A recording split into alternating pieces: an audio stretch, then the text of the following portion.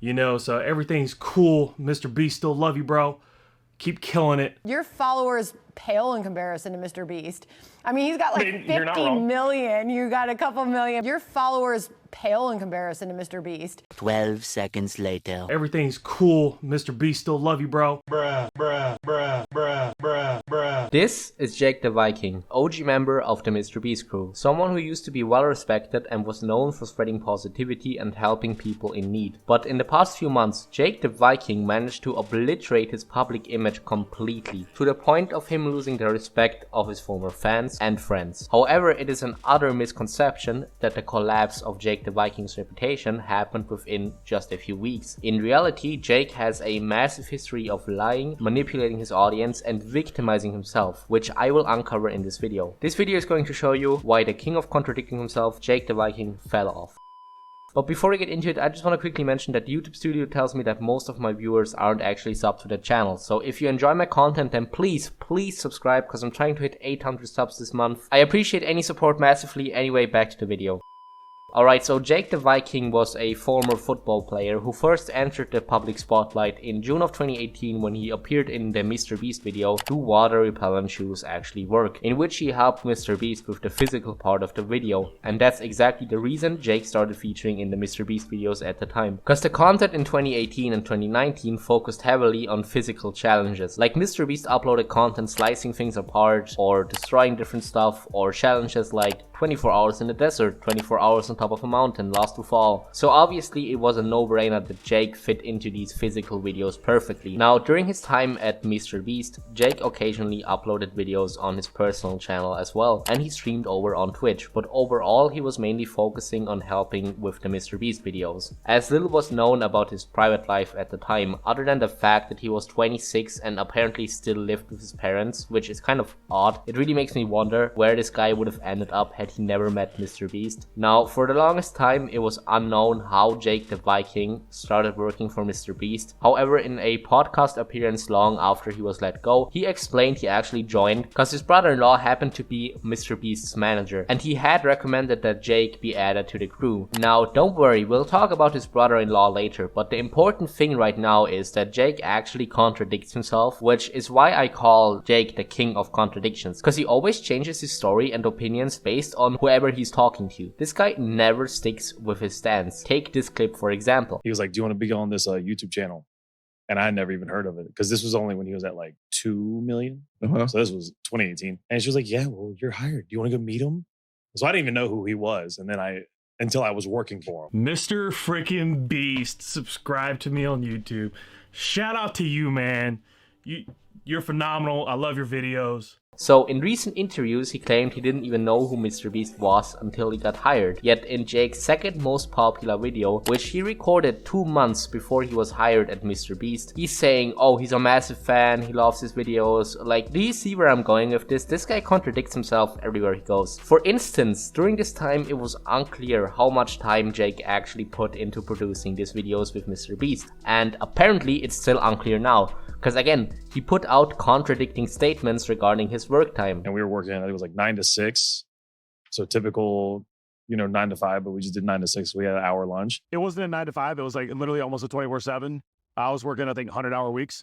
This guy is claiming it was a regular 9 to 5 or 9 to 6 with a lunch break in one interview, but then he's claiming he worked 24/7 for MrBeast in another interview. This is what I mean by this guy changes his story and his opinions based on who he's talking to. I am bringing this all up to establish right off the bat that this guy has often been caught lying, so he is by nature already not a trustworthy source. Now, regardless of how much work he put in for MrBeast or how he got to know MrBeast, one thing is clear. In January 2020, he featured for the last time on the MrBeast channel in a hide-and-seek extreme video, and after that release, Jake the Viking disappeared completely and was never featured on any MrBeast related content again. Now, after 3 months of absence from any MrBeast videos, Jake the Viking finally broke his silence by responding to a TikTok comment asking about him featuring in MrBeast videos, where he claimed that he got fired. Now, Jake the Viking followed that comment up with a now incredibly popular video coming out in April of 2020, where he gave people his reasoning for mutually parting ways with MrBeast, where he said he has no ill will towards MrBeast and that he still considers him a friend. There was no argument, there was no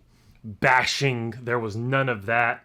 It was very mutual, you know, so everything's cool. MrBeast, still love you, bro. Keep killing it. Can't wait to see y'all hit 100 million. In a later podcast, he then further elaborated on his reasons for the mutual leaving, claiming that another cause for his departure was actually him collaborating with a lot of adult-targeted companies and MrBeast wanting the channel to pivot more towards kid-friendly content. It's one of those, your piece doesn't fit the puzzle, and it's brand protection because you did a brand deal with a CBD company. Which, by the way, that leads me to another point. A lot of people, like Turkey Tom, for instance, made the idiotic point that MrBeast is a terrible person for hiring a registered sex offender as a manager while he was making content for kids. Which simply is not true, because the 2018 to 2019 Beast content wasn't targeted towards children at all. Like, people were shooting guns in videos, breaking laws, being extremely edgy, swearing all the time. Chris, I was thinking about robbing a store. You can't do that. You'll get shot, Jimmy. I'm white. Oh, yeah. And overall, not at all acting kid friendly. I mean, Jake the Viking was literally making videos reviewing whiskey, and people like Turkey Tom are still out here claiming the channel was kid-oriented at the time. The channel only became kid-oriented in 2020 when they fired the sex offender, so criticizing MrBeast for this is completely stupid because he did the right thing. Anyway, I'm getting ahead of myself here. What I actually wanted to say is that Jake just overall didn't fit the puzzle of the MrBeast channel anymore, and he wanted to do his own thing, so that's why he left. Or at least that's why he claimed he left. Now, leaked screenshots have since proven that this video released had to be approved by a person working at MrBeast, so I don't think it 100% reflects Jake's true feelings on the matter, but I don't think it's entirely filled with untrue statements either. I do believe that Jake had no ill will towards MrBeast at that time. Regardless, I just want to quickly say, once you hire middle-aged men to take care of business for you, your downfall is coming. Like, just look at the way this scumbag is treating Jake. Hey, would it be okay if I did a top 5 MrBeast videos? He just answers straight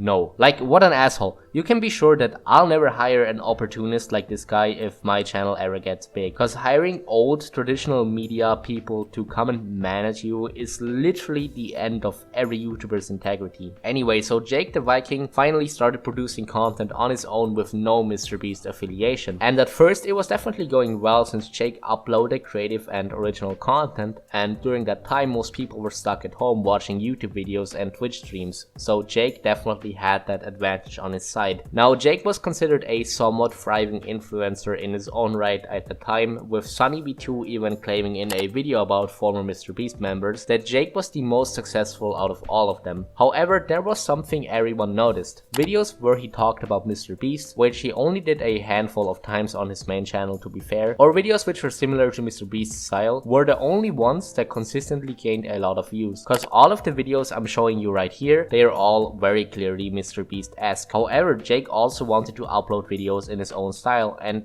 well, they did not always perform as great. Which leads me to my next point, the lack of channel direction. Now, don't get me wrong, Jake did upload some successful non-MrBeast related videos, with some of them even gaining over 1 million views, but the problem was the consistency. Now, the reason for his inconsistent views boiled down to him focusing on too many niche things at a time when he didn't have the audience for it. Jake gained so many subscribers through his 2 viral MrBeast related videos that he ended up with an audience that didn't care for anything other than challenge or philanthropy videos. Cause Jake the Viking tried a bunch of different content directions such as gaming, bartending videos, horror videos, tattoo videos, workout videos, Pokemon videos, car videos, rock videos, gun videos. You get the point, a bunch of directionless stuff. And again, the issue here is that out of his 1.75 million subs, probably around 1.4 million at least only care about MrBeast type of content. So even with his most successful content style, that being the horror videos, he still did not have the audience for it to bring in consistent views, which left Jake with 2 options. Either keep uploading challenge and philanthropy videos on his main channel to achieve decent views and consistent income and move all of the other stuff to a brand new Jake the Viking personal channel, or start claiming that his failure on YouTube must be because he's been shadow banned. Well, you can guess which route he took. Now, Jake has dedicated his Twitter account to claiming that he's shadow banned and blaming the failure of his content on his supposed shadow ban. He tweets about it at least twice a week. I'll never understand having almost 1.6 million subs on YouTube but barely getting 2k views in 2 days. 1.7 million subs, 28 views in 42 minutes. How is that even possible? Can I not be shadow banned anymore? I did a podcast with one of my buddies for YouTube, and this was the first time they've seen a flat line in their reach analytics. Guess my name is just straight up shadow banned. I wonder who could have done that. Now he's obviously implying that MrBeast shadow banned his YouTube channel, which is a hilarious take by the way, because take the podcast he's talking about for example, it's on this channel here, and the video in question has no tags. Now if you don't know, as a YouTuber you add tags to your video so your video can be found in the YouTube search. If you don't put any tags, it will only be seen by people already subscribed to you, and the video has a terrible thumbnail too as well. So terrible thumbnail and no tags. I wonder why this didn't get any views. Now obviously Jake the Viking is not gaining views because his videos are random as fuck with no structure, terrible thumbnails, and oftentimes low quality. Like this video for instance, it's literally just him mini golfing. Oh yeah, quality content. I wonder why it didn't get 3 million views. Or other times he just uploads barely edited gameplay footage. Yeah, obviously not a lot of people are going to watch that. Like I watched some of his videos to try and get a feel on this guy's content, and it's almost always low quality, low effort, low editing with terrible promotion. However, Jake actually still believes that his thumbnail and promotion game is on point. I'll say this, fam. 1.7 million subscribers with really good thumbnails and titles, and my video can't even get 10,000 views. Really good thumbnails and titles. Really good thumbnails and titles. Really good thumbnails and titles. Really good thumbnails and titles. Really good thumbnails and titles. Nigga, that shit is garbage, man. Okay, most of this guy's thumbnails are just soy face. How is that a good thumbnail? It's not surprising that people aren't clicking on this. The funniest thing to me is that this thumbnail in particular, Jake paid someone to make that for him, which is just absolutely hilarious. The thought that someone made money through that, I mean, I could do that in Paint in about 30 seconds, so Jake, please hire me. On a serious note though, there's absolutely no way Jake the Viking is shadow banned for a few reasons. First of all, screenshots Jake shared of his own YouTube studio massively contradict the shadow banning statements, because it shows a 1% click-through rate on his video. So out of 100 people seeing this, only one person is clicking it. So obviously YouTube is not gonna promote the video if it only has a 1% click-through rate. This is like YouTuber 101. This guy just got his subs handed to him, and that's why he doesn't understand anything about how YouTube and the algorithm actually works. Every decent YouTuber averages at least a 5% click-through rate. Jake's all over the place content paired with terrible thumbnails and terrible tags is the only reason he's failing. Like, Jake would actually be shadow banned if his video had like 15% click-through rate but only had 10,000 views. Then YouTube is obviously suppressing the video, but that's not what's happening to Jake here. Another obvious argument for there being no shadow ban is the fact that his shorts sometimes get over 1 million views, if not more. Yeah, so this is Jake the Viking, famous shadow banned YouTuber. Here he got 21 million views despite being shadow banned. Absolute insane achievement. By the way, this video is not even MrBeast related, so he got 21 million views for something he himself created entirely, yet he's on Twitter crying about being shadow banned. And even just on his community tab, he's asking people if they saw the video, and it's 90% no. If Jake was shadow banned, this post would have only been seen by his active members, and the majority of people would have to answer yes. This is the opposite of being shadow banned. This is just bad content, and even in the comments, people are just like, yeah, Jake, I enjoy you as a person,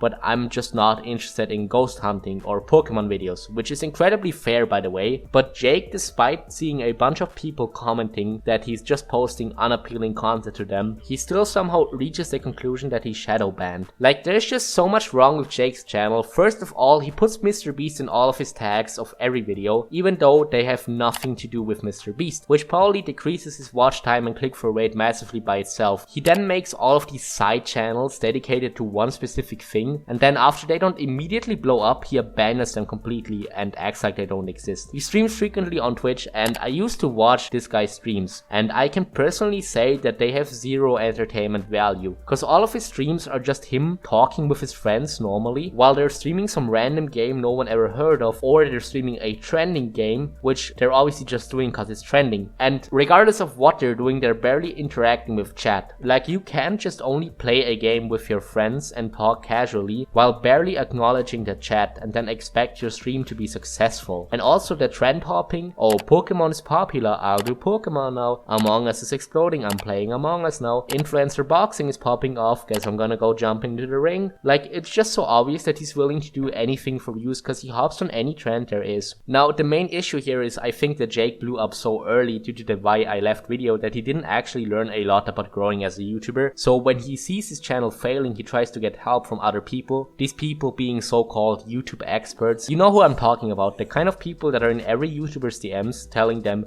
oh, I love your videos, bro, I want to help your channel grow, I'm an expert. And obviously these people are only bad actors or even worse scammers. But Jake is like the one person that actually believes in them, like he interacts with them on Twitter constantly. So Jake gets a new guy for thumbnails and a new manager and they tell him, oh, make new channels, do this is trending, do that. When in reality, at the end of the day, Jake the Viking just needs to grow as a content creator himself, because the content that he's producing at the moment is not really high quality. Now, so even though Jake's YouTube channel didn't pull in a lot of views, he was still seen positively in the public spotlight. While that was until his failure started affecting his mental health and he began making more and more questionable choices every day. Like for instance, he decided to release an Escape from Ukraine t-shirt when the war broke out, which is an interesting move for sure. To me personally, it seems extremely disrespectful, but if any Ukrainians are watching this, you can maybe help me out. Maybe this wasn't meant in a disrespectful way, but to me it comes across disrespectful. And then Jake decided to take it a step further by going into politics by heavily associating himself with people like Josiah Rises or Geeks and Gamers by appearing on their shows and even making a movie with them. Now, I don't really care about people's political opinions too much, but I'm gonna make an exception with Josiah Rises and Geeks and Gamers because these people are the absolute worst of the worst on YouTube. These people upload the same video 4 times a day. They're part of the so-called anti-woke crowd and they just call every movie that comes out or every celebrity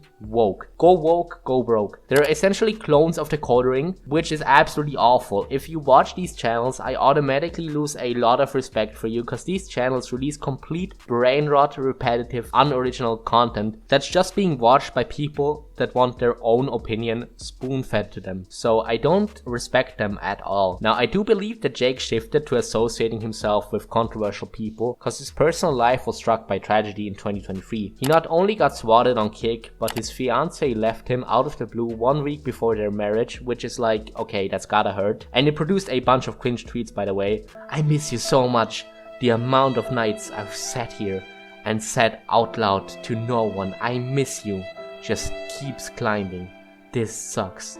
And I'd do anything to go back in time. I miss you. This guy's 32, by the way, and he tweets like a 16-year-old. This is something I would have tweeted when I was like 14 if I had Twitter. Anyway, so this particular chain of events, channel failing, swatting, fiance leaving, move to the right, made me understand something. See, Jake out of nowhere switched from completely supporting MrBeast and only writing positive comments to completely bashing him left and right for seemingly no reason overnight. And during my research, I tried again and again to discover this reason, and I think I got it now.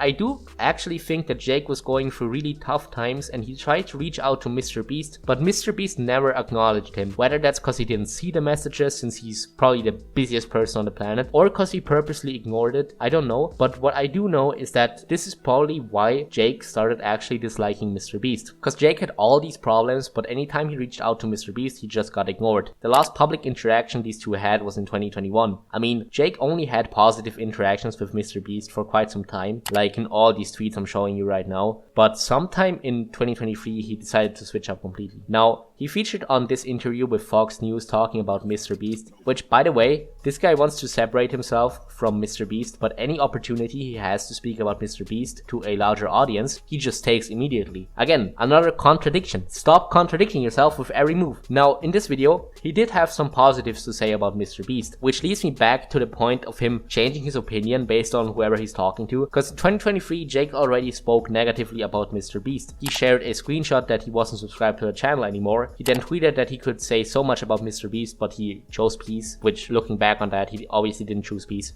He spoke about Chris negatively more than a couple of times. He complained about him not getting a text back from MrBeast, which is funny because he provided a message that he apparently sent to Jimmy in 2020, even though they had still publicly interacted with one another in 2021. And Jimmy even sent Jake personalized items from his Feastables line in 2022. So again, you're contradicting yourself. Either show the full screenshot or you're lying. This reasoning also applies for the claim that Jake had to censor the Why I Left video too, because he did only show a partial chat log and not the whole thing, so people obviously think that he's lying, because why would he not just show the whole thing? Because the screenshot he is providing seems very out of context. Now, a couple of months ago, he decided to attack MrBeast fully, stating that the company didn't respect him and underpaid him, and that he's glad he's ended up getting fired, which again contradicts the mutual leaving statements he made years earlier. I mean, there's now 3 ex-MrBeast employees that first made videos positively speaking about MrBeast when they left, and then they switched up to speaking negatively about him, so I do believe that there is some possibility that what Jake is saying is true. But again, he would have to show the chats, because he has the chats, so just prove it. Then people wouldn't accuse you anymore of lying, but the fact that he's not showing them makes me so incredibly suspicious. Now, he only ever tweeted about Jimmy. He never really spoke negatively about him anywhere else, except for a brief Twitch clip.